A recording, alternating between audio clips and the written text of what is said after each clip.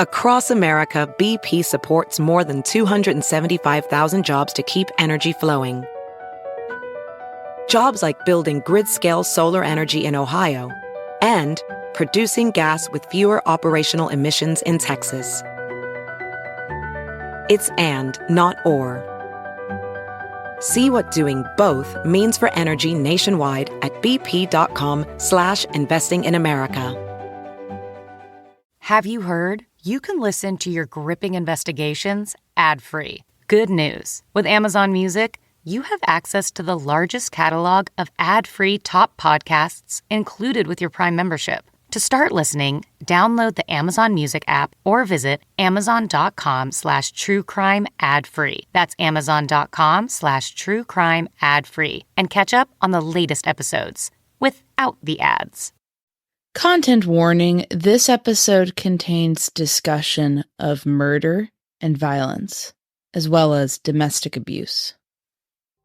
So today on the murder sheet, we're going to be covering a couple of different cases, none of which we've covered on the show before. So, Kevin, you are going in completely unawares. Yes, I was actually editing a couple of episodes while you were preparing this, so I don't even know what you have prepared for. So get ready for me talking a lot and Kevin saying nothing. No, I'm just kidding. So typical episode. I'm gonna make you talk.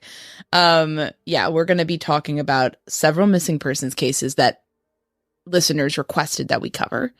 All of them are relatively recent. Two of them very recent. One of them within the past few years, and they all occurred in the Midwest. And on the other side of the country, we're actually covering a Nevada case that another listener requested, and that is about the murder of Las Vegas Review-Journal journalist Jeff German. So we're going to be covering a range of cases, and hopefully you all find this interesting. Thanks so much for listening. My name is Anya Kane. I'm a journalist. And I'm Kevin Greenlee. I'm an attorney. And this is The Murder Sheet. We're a true crime podcast focused on original reporting, interviews, and deep dives into murder cases. We're The Murder Sheet.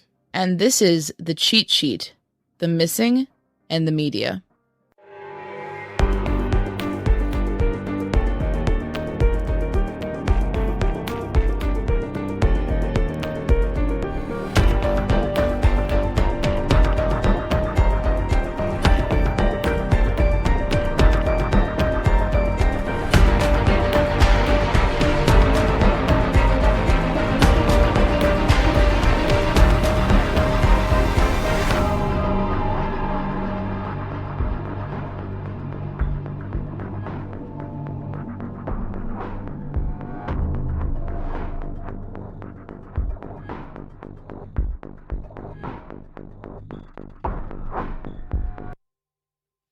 So where do we begin? We're going to start off with our most recent missing persons case. This is the case of Jared McColloch. So he is a 33-year-old man. He's 5'9", 175 pounds. He's white with blonde hair and blue eyes, just to give you a sense of what he looks like. And in terms of what he was last seen wearing, light blue shirt, Carhartt jacket that's brown, and blue jeans. Possibly Skechers, possibly boots. So Jared was apparently driving up from Louisiana to Illinois in order to visit his son. That's what's been posted on social media by people close to him, giving sort of an explanation for what happened here. And if you want to follow along with more information on this case, you can go like the Finding Jared McColloch page. That's where they're posting updates. On November 6th, 2023, so very recently, his car was found abandoned in Knox County, Indiana, on the banks of the Wabash River. As I'm looking at your notes, is it correct that he had dogs inside his truck and the dogs were found inside the truck at the time? Yes, and that is correct. And people who know him say he would have never left his dogs. So dogs were in the car with him and, going on this visit to see his son apparently. And then he's gone. The car's still there. The dogs are still there. And one of the things that I saw posted there's been a couple of flyers put out there. There's been this Facebook page. And again, this is along this major river in Indiana. So it's very concerning, obviously, that this man is missing under these circumstances. Now, we're not the kind of show where we're going to do the whole, oh, is it foul play or accident? It's when a missing person situation happens like this, it's obvious to me that something bad has happened. And this man needs to be found. That's all there is to say in these early days, and that's why we're publicizing this. That's why we're putting it out there, because if you're in that area, if you're in that part of Indiana, which is right near Illinois, actually, then this is something to be looking out for. This is a case to be following, looking for updates on, and spreading the word on. You have a timeline here in the notes. Do you want to quickly go through that? Yes, and to give credit, this post came originally from the Finding Jared McColloch Facebook page. So information had gone out there, and this post was essentially correcting some of it and giving a more detailed breakdown of where he had been in the hours prior to his disappearance. So on November 5th at 1:30 a.m., McCulloch goes to a Huck's gas station in Salem, and he talks to clerks. He talks to the clerk there. Seems fine. He is apparently in some sort of communication with his ex and indicates that he is lost. The next place he's apparently sighted is at the Phillips 66 station in Centralia, Illinois. He's again fine. No one else seems to be in the truck other than his dogs. 8:30 a.m. He's in Carmi, Illinois, at the Huck's gas station. He appears on video and seems fine. Again, it's him, the dogs. His phone last pings off of a tower in St. Francisville. And that's he gets a call from his ex-partner. And that's it. The call lasts 6 minutes. 11:08 a.m. That's 11:08 a.m. That same day, hours later at 6:30 p.m., his truck battery dies. His relatives are notified by an app that it's dead, and his truck is later found, as I mentioned, on the banks of the Wabash River, right near the river. To be very clear, both dogs are in the truck, and both of the doors on the driver's side were open. Also, the gas is all spent because the indications are it has been left running. So what happened to Jared? What is going on? We don't know. As we said, we're just trying to get the word out there, put out this information. Hopefully, if you live in the area, if you know people in the area, you can get people talking. Be reaching out to local media, all of that. And our hearts go out to his family because, just what an agonizing situation, not knowing what's happened. Thank you to the listener who suggested that we cover this also. Yeah, this man was going to visit his son, and so his son not only doesn't get to see his father, but has to wonder where his father is and what happened to him. So Hopefully this is a family that could get some answers very soon. Absolutely. Moving on to another missing persons case out of the Midwest. This one occurred actually in October. So this involves the case of Namrud Tessema. I apologize if I pronounced any of his names incorrectly. To give you a description of him, this man is 46 years old. He is African American. He has a white beard, sort of graying hair, 150 pounds, 5'10". He was last spotted in Mercer, Wisconsin, and the date of that last sighting was October 22nd of this past year. And it was near the Maple Grove Mobile Home Park. He left behind his car. He left behind his items, his various personal items, according to NAMUS, and a site called the Wisconsin Missing Persons Advocacy, Inc. had further posts on him, indicated that he was recently became very interested in Native American culture and was going on a bit of a spiritual journey. He's not familiar with this area of Wisconsin, is what they're saying. So he came from Rochester, New York, is going on this journey. He's not been seen. He's apparently a very sweet person, just a beloved person, but he is missing. And the lead agency, according to NAMUS, appears to be the Iron County Sheriff's Office in Wisconsin. So they're looking for him. Obviously, very concerning when somebody just disappears. He was apparently normally in contact with his family, so the fact that he falls out of contact, again, we're not saying, oh, this is foul play or it's an accident. We're just saying that when something like this happens, it's very concerning either way, and it should be treated with all seriousness until you figure out what happened. What's the next case? The last case we're going to talk about comes out of Michigan. This has gotten a bit more attention than the other two. So sometime between April 24th and April 25th in 2021, a 52-year-old woman named Dee Warner, she's a businesswoman. She runs her own trucking firm out of her backyard barn. Like she's doing stuff.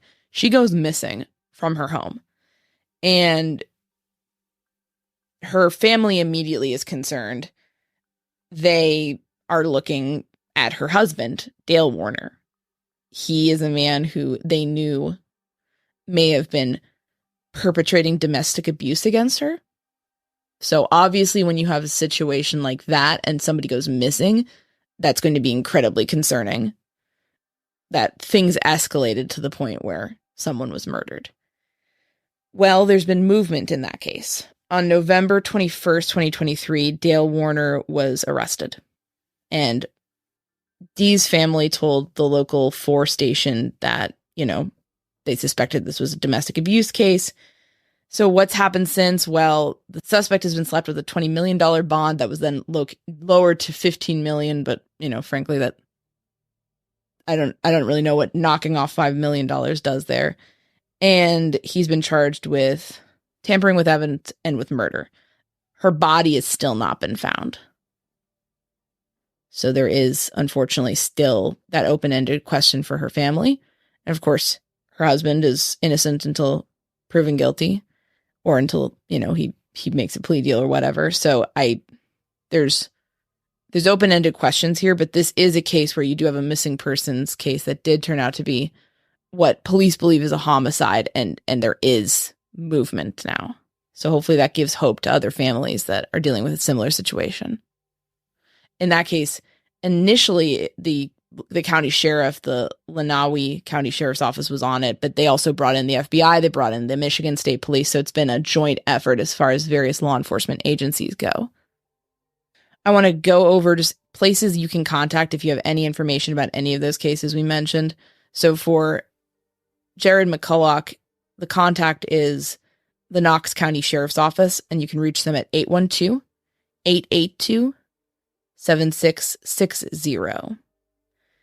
For Tessema's case, please reach out to the Iron County Sheriff's Office in Wisconsin, and their number is 715-561-3800.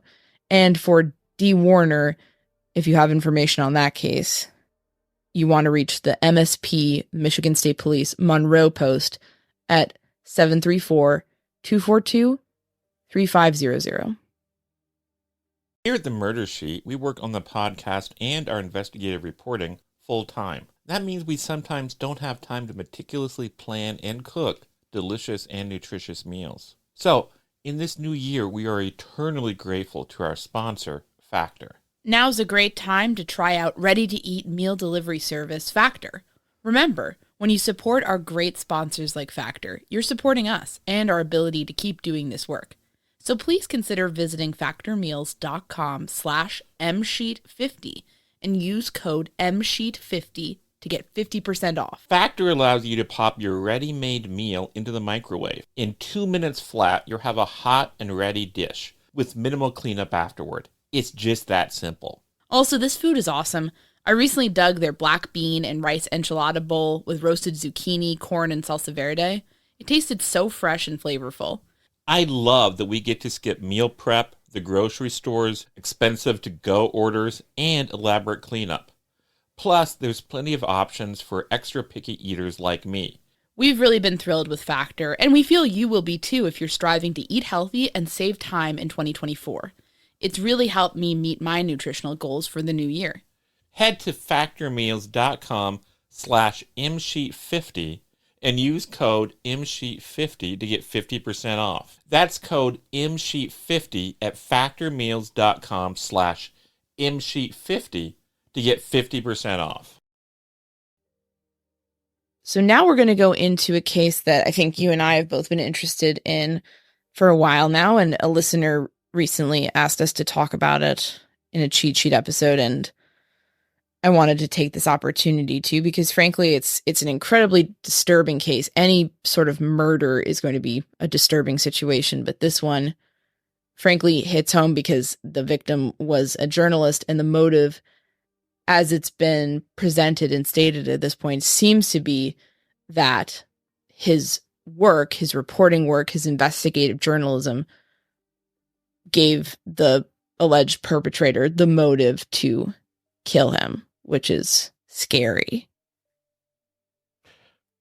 But those things, unfortunately, do have a history of happening, at least occasionally.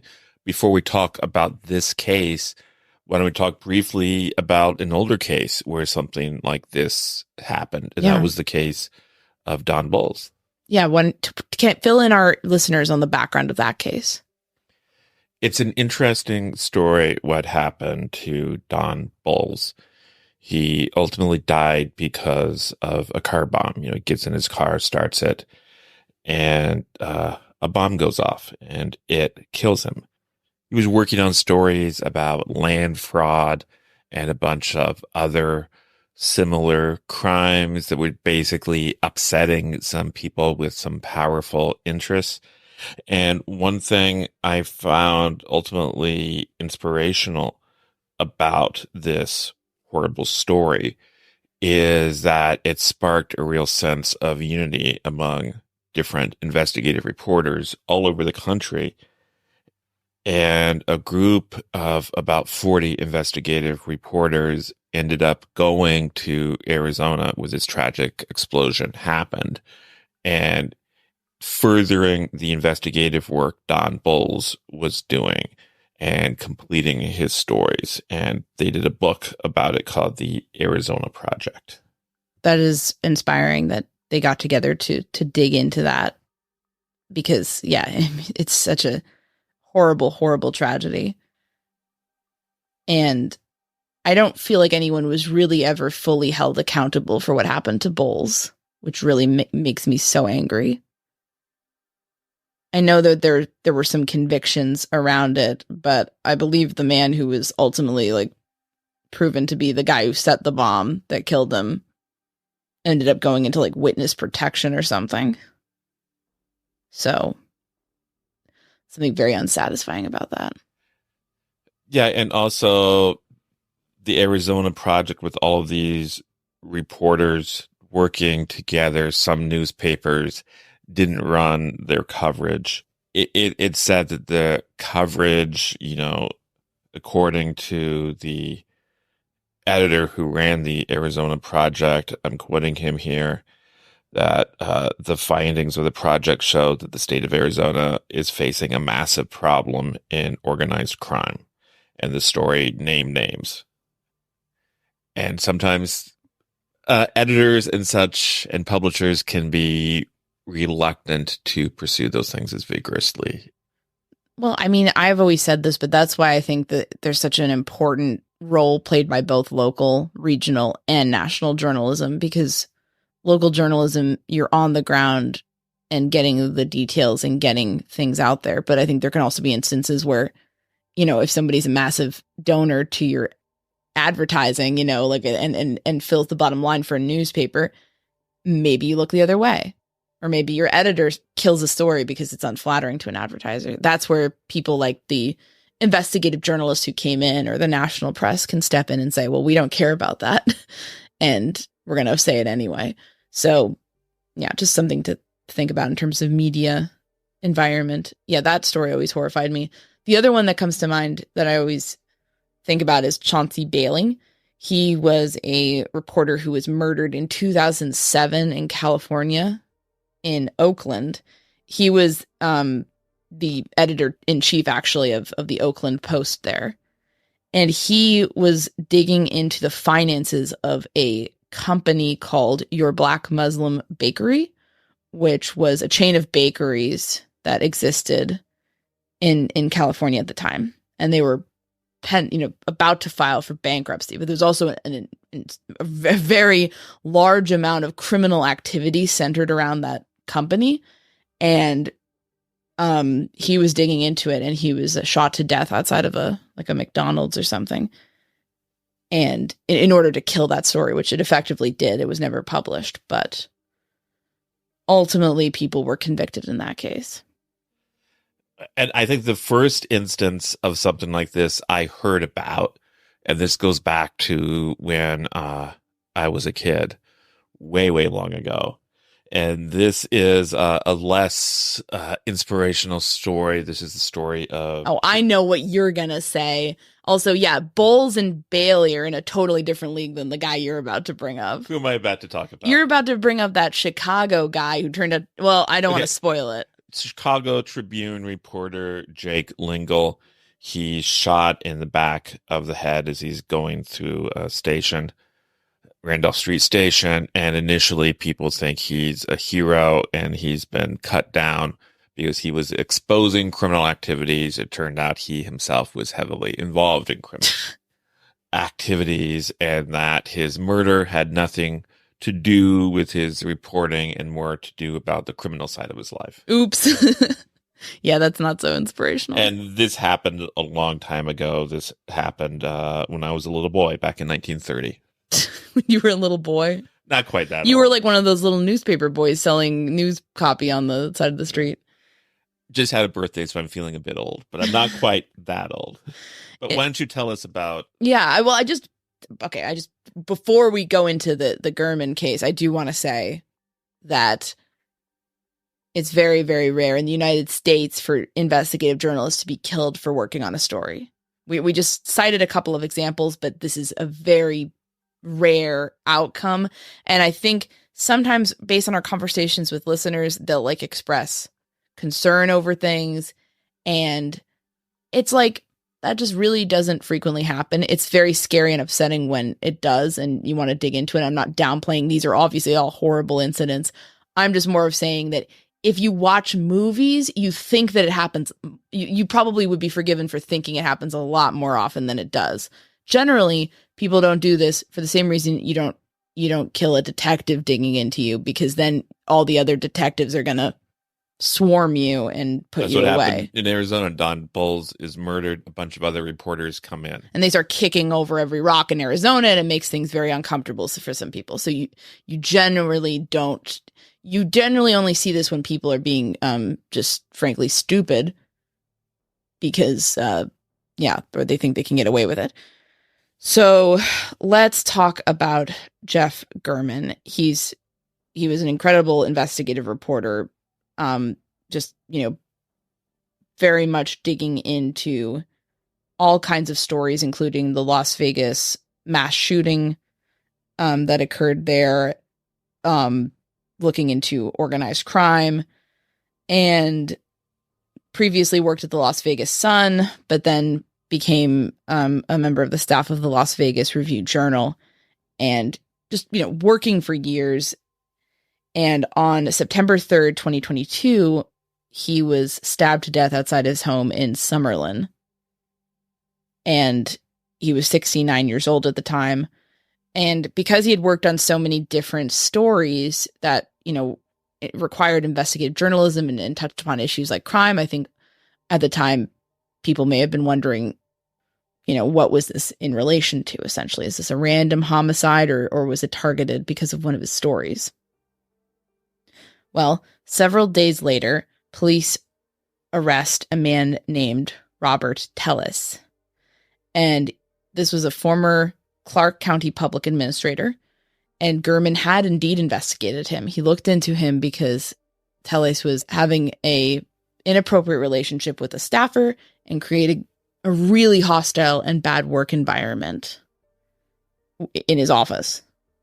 And as a result, in part, potentially because of Gurman's digging into this situation, he lost his bid for re-election in the Democratic primary. So he didn't even make it out of the primary at that point. So he's arrested, and police say this is sort of the stack of evidence against him. He is spotted on video approaching Gurman's house. Videos, plural. They find clothing in his house that matches what the suspect was wearing. And also his DNA is underneath Gurman's fingernails. So there was an altercation and he got DNA under his fingernails. So that's pretty bad for Tellis. That's not good. Of course, he's pled not guilty and is representing himself. Can we talk about that?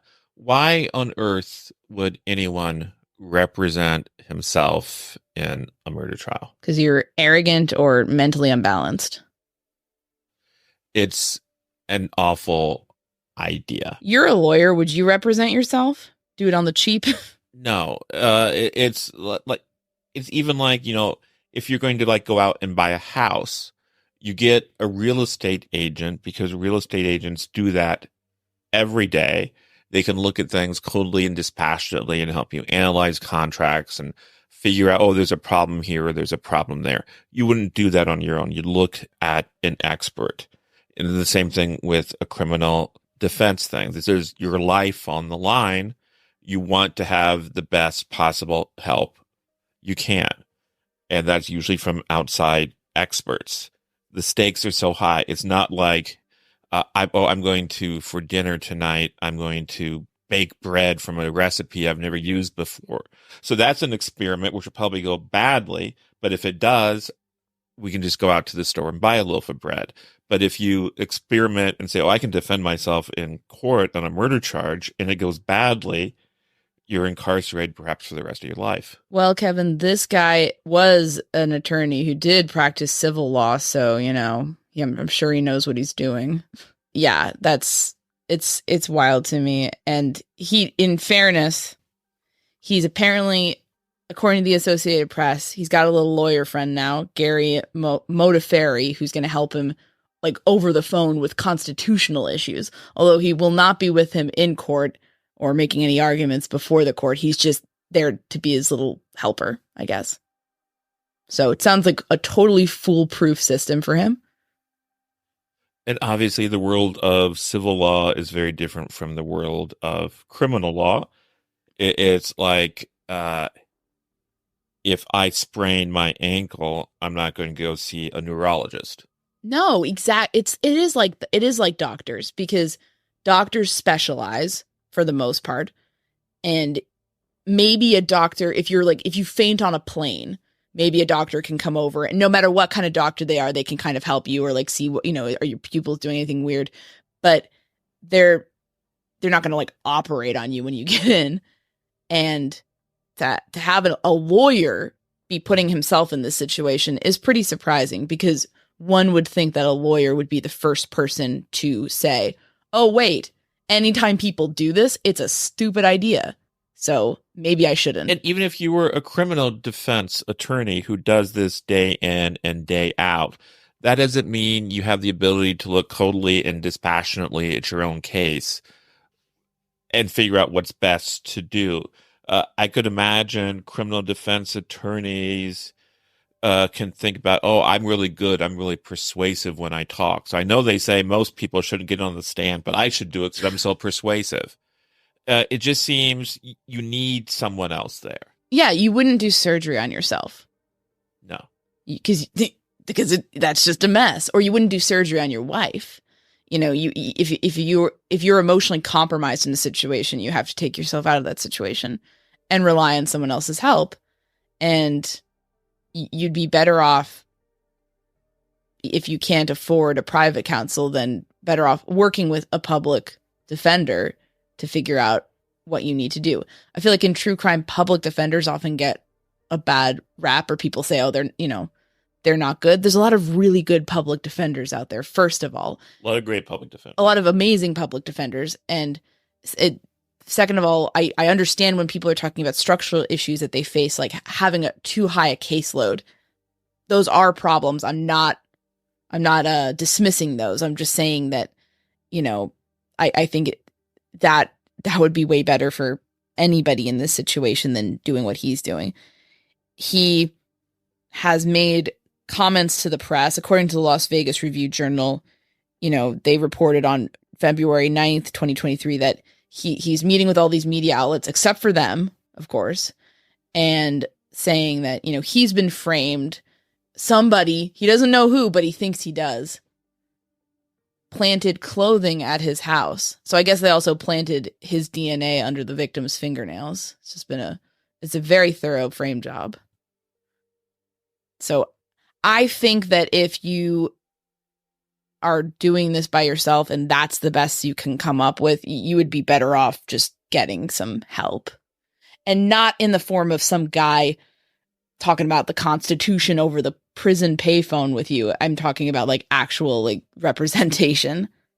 Here's one interesting journalistic legal conundrum, Kevin, that I think you will find intriguing. So, as part of their investigation, the Las Vegas police, and the police investigating this in the prosecutor's office, wanted to dig into Gurman's confidential files, notes, unpublished works. And the Las Vegas Review-Journal blocked them. They said no, because that could compromise sources and were protected by the journalist's shield law.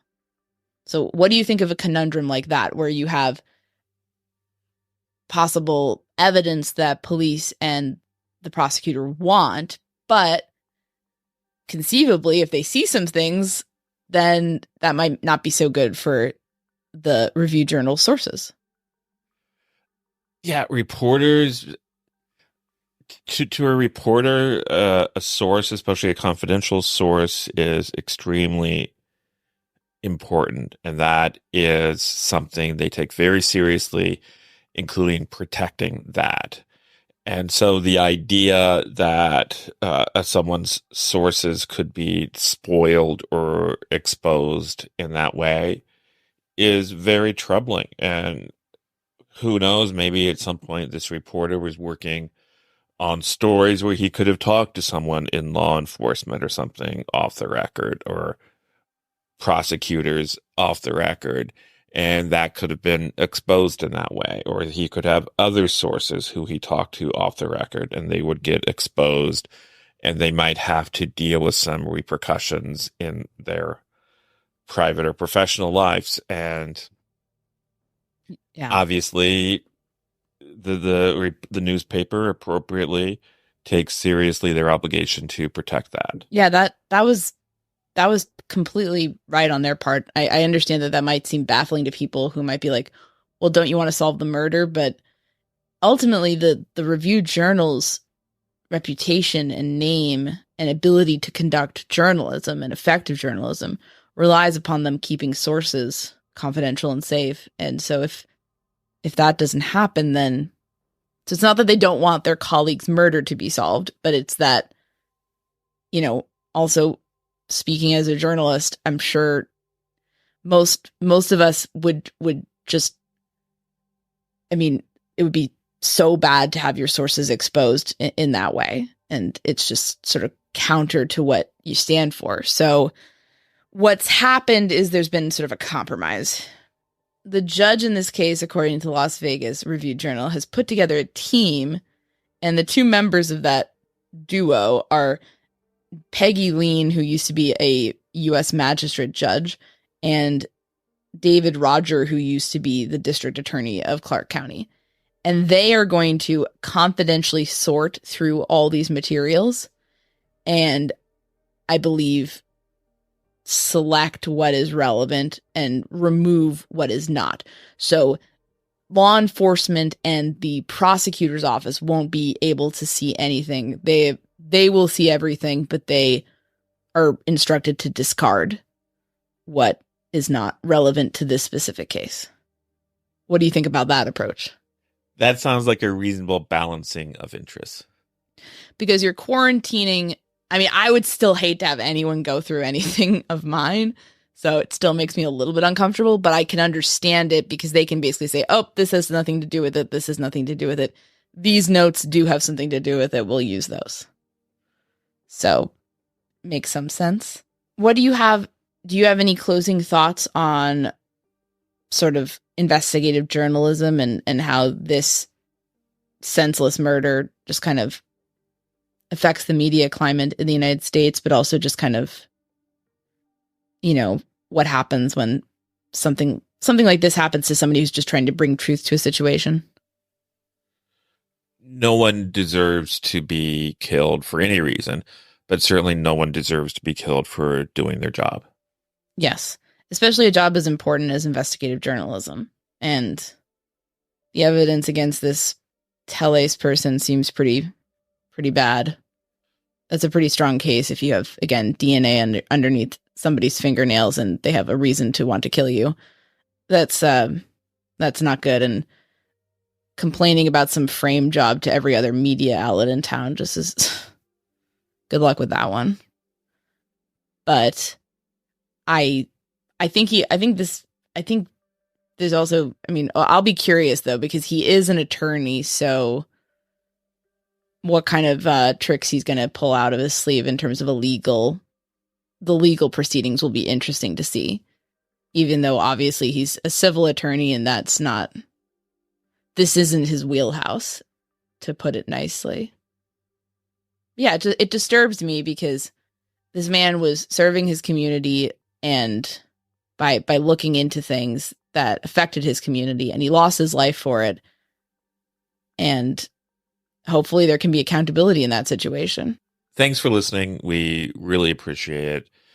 You guys all mean a lot to us. Thanks so much for listening to The Murder Sheet. If you have a tip concerning one of the cases we cover, please email us at murdersheet@gmail.com. If you have actionable information about an unsolved crime, please report it to the appropriate authorities. If you're interested in joining our Patreon, that's available at www.patreon.com/murdersheet. If you want to tip us a bit of money for records requests, you can do so at www.buymeacoffee.com/murdersheet. We very much appreciate any support. Special thanks to Kevin Tyler Greenlee, who composed the music for The Murder Sheet, and who you can find on the web at kevintg.com. If you're looking to talk with other listeners about a case we've covered, you can join the Murder Sheet discussion group on Facebook. We mostly focus our time on research and reporting, so we're not on social media much. We do try to check our email account, but we ask for patience as we often receive a lot of messages. Thanks again for listening.